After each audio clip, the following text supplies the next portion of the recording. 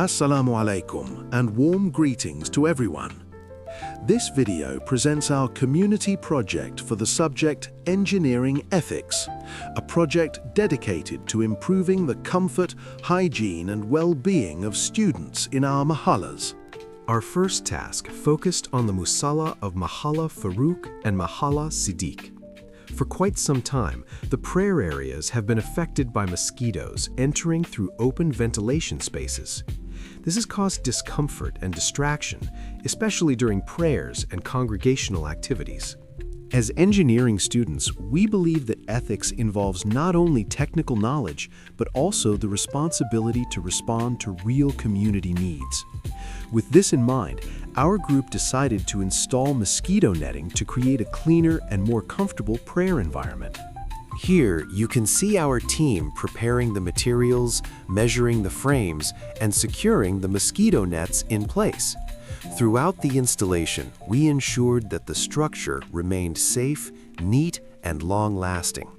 Alhamdulillah, with this improvement, students can now pray with better focus and peace of mind.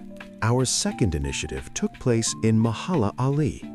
During our inspections, we found several hygiene issues that affected the overall environment. Unpleasant smells caused by unflushed toilets, running taps that led to water wastage, vandalism on toilet doors, and aftershave residue left on sinks. These issues reflect the importance of shared responsibility in maintaining public facilities. To help cultivate better habits, our team designed clear and simple toilet etiquette infographics and installed them across all toilet blocks, from Block A to Block H.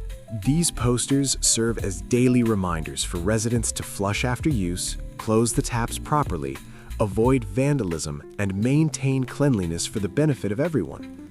Through these two projects, we hope to contribute positively to the living environment of our fellow students.